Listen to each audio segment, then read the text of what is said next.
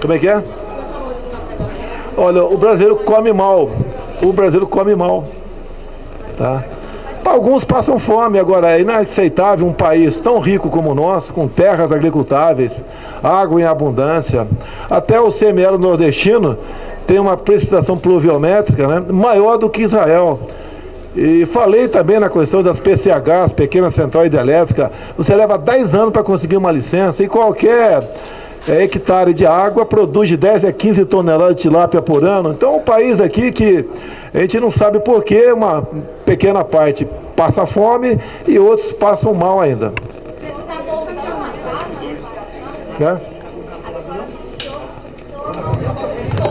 Pelo amor de Deus, se for entrar em detalhe, em filigrana, eu vou embora.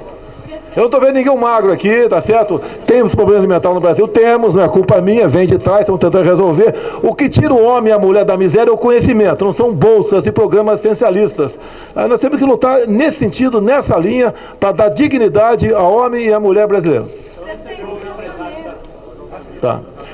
Ontem foi o Davi Alcolumbre pedir uma audiência com eu e ele entrou com 2 empresários. Depois foi colocado na agenda. Nada de ultra secreto, reservado. Digo a vocês, até o momento, 6 meses de governo, ninguém foi na minha sala e falou, mude uma vírgula nesse decreto que a gente conversa lá fora. Eles foram tratar com o Davi Alcolumbre, com toda a certeza, preocupação com a possível desidratação do FGTS no tocante a Minha Casa Minha Vida é natural, cada um luta por o seu espaço. Está mantido o mesmo percentual. Os empresários estiveram lá fora com a equipe econômica que eu convidei para vir ao Palácio e saíram satisfeitos e vai ser mantido o programa do FGTS. Oi. Os caminhoneiros estão falando Tá. de uma nova paralisação. Olha, é um direito de todo mundo fazer greve no Brasil. Logicamente, algumas classes, como a minha das Forças Armadas, não têm esse direito e não estamos lutando por ele. Os caminhoneiros são uma classe importantíssima para o Brasil. Tivemos um problema lá atrás no governo do PT, o BNDES, né, ofereceu crédito em excesso para a compra de caminhões, cresceu a frota de caminhoneiros assustadoramente e o transportado permaneceu igual, lei da oferta e da procura, caiu o preço do frete. Estamos fazendo o possível para atender os caminhoneiros, como já foi anunciado pelo nosso ministro Tarcísio. Eu mesmo já fiz alguma coisa, falta o parlamento agora fazer sua parte, aumentando a validade da carteira de motorista de 5 para 10 anos, aumentando a pontuação de 20 para 40 pontos, porque se você faz uma viagem na Rio Santos, se não tiver um bom GPS, você vai chegar com 200 pontos na carteira em Santos ou no Rio de Janeiro. Acredito que os caminhoneiros não façam a paralisação, isso atrapalha muito a economia. Reconhecemos a dificuldade da carreira, estamos prontos para continuar conversando, mas estamos num país livre e democrático, onde impera o livre mercado, a lei da oferta e da procura. Então esperamos que os caminhoneiros não partam para a greve, porque atrapalha o Brasil como um todo.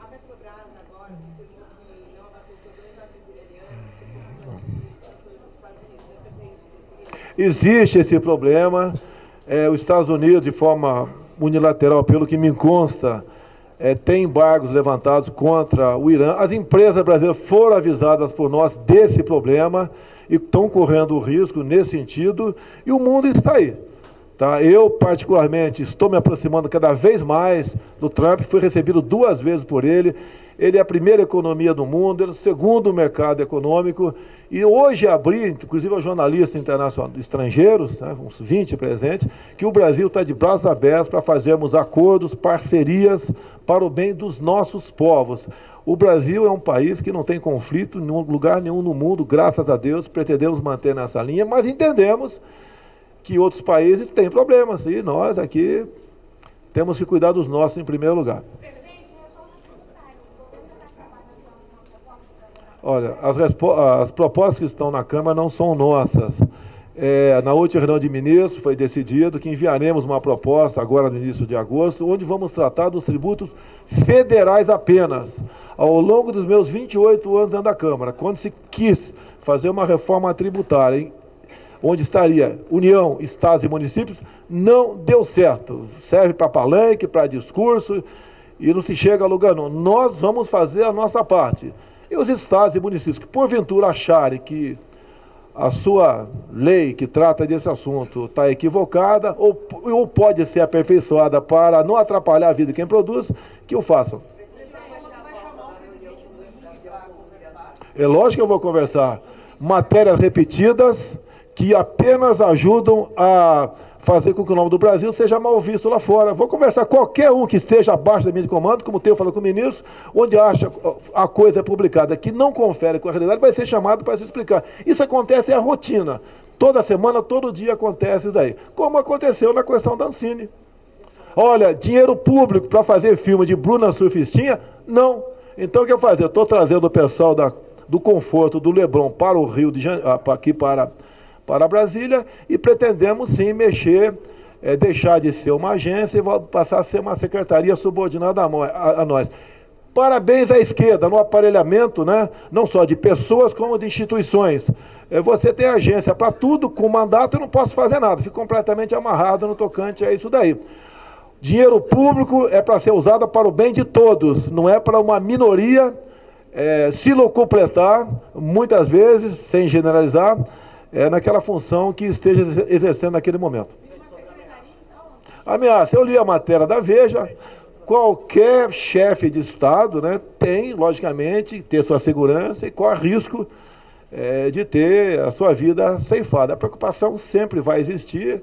Li a matéria da Veja e as conclusões sobre ela estão a cargo do general Augusto Heleno. É uma ideia virar uma secretaria. Não, é ligado a um ministério, não sei qual ministério, se vai ser do Osmar Terra ou não, vou conversar com ele. Interessa que a cultura vem para Brasília e vai ter um filtro, sim, já que é um órgão federal. Se não puder ter filtro, nós extinguiremos a Ancine. Privatizaremos, passaremos ou extinguiremos. Não pode dinheiro público ficar usado para filme pornográfico. Não pode dinheiro público ficar usado para fins pornográficos, só isso. Culturais, pô, temos tantos heróis no Brasil. E a gente não se fala desses heróis no Brasil, não toca no assunto. Tá? Temos que perpetuar, fazer valer, dar valor a essas pessoas que no passado deram sua vida, se empenharam para que o Brasil fosse independente lá atrás, fosse democrático e sonhasse com um futuro que pertence a todos nós.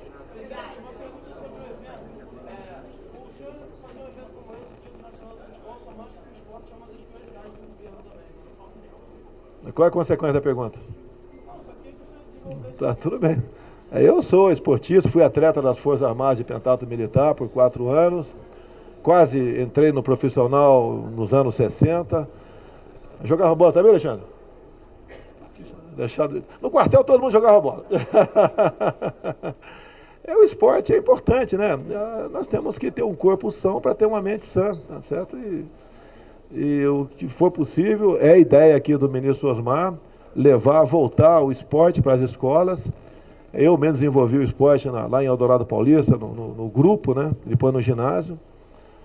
O esporte evita, previne a questão das drogas, é muito importante.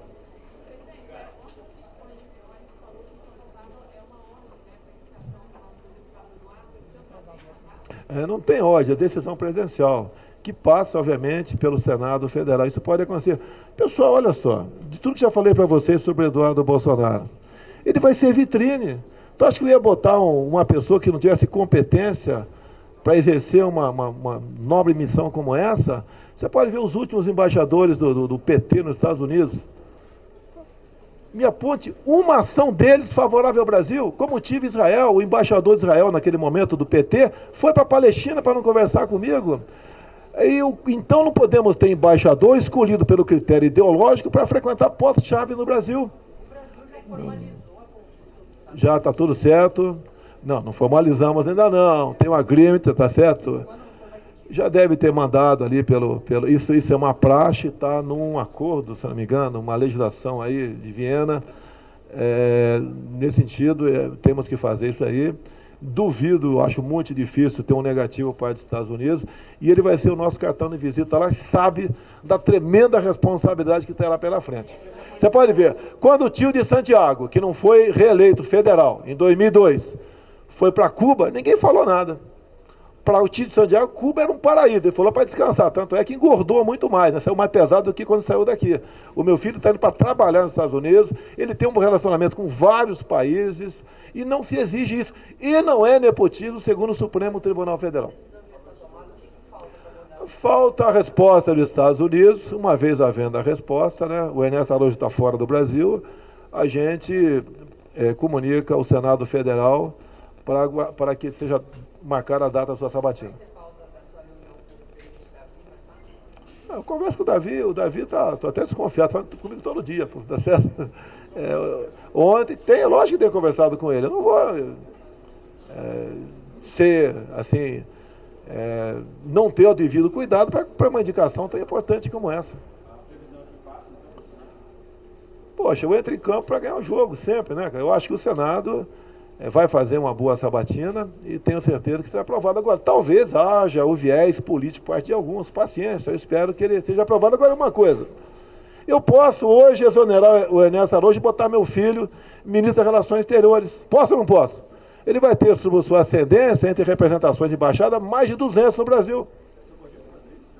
Tá certo? Eu falei que eu posso, não vou que eu vou fazer. Eu tenho coisa no tempo verbal. Então é isso que acontece, tá certo? E não quero fazer isso daí, te respondendo já, porque o Ernesto está fazendo um trabalho excepcional lá. Agora, quando está na frente do MRE, o motorista do Marighella, como o senhor Luiz Nunes Ferreira, ninguém fala nada. Tenham paciência, poxa. Você acha que eu sou uma pessoa que não tenho responsabilidade com o meu Brasil? Tenho, pô. Estou cumprindo uma missão. Não é fácil, mas se Deus quiser, dada a assessoria que eu tenho, meus ministros, amigos, como tem alguns do meu lado aqui agora, a gente vai cumprir essa missão. Eu pretendo entregar o Brasil em 23 ou 27, muito melhor do que eu recebi com uma crise moral, ética e econômica. Arrebentaram com o Brasil. Sempre falei durante a campanha, se fizermos uma boa reforma política, como diminuir o número de parlamentares, federais, estaduais, municipais, entre outras coisas, eu abro mão da reeleição.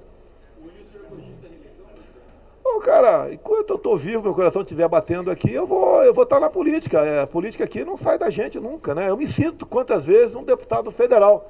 Eu me sinto aí o Hélio Negão dentro do parlamento, quantas vezes, tá certo? Está no nosso meio. Quando o homem não tem mais ambição, tem que comprar um lote no cemitério.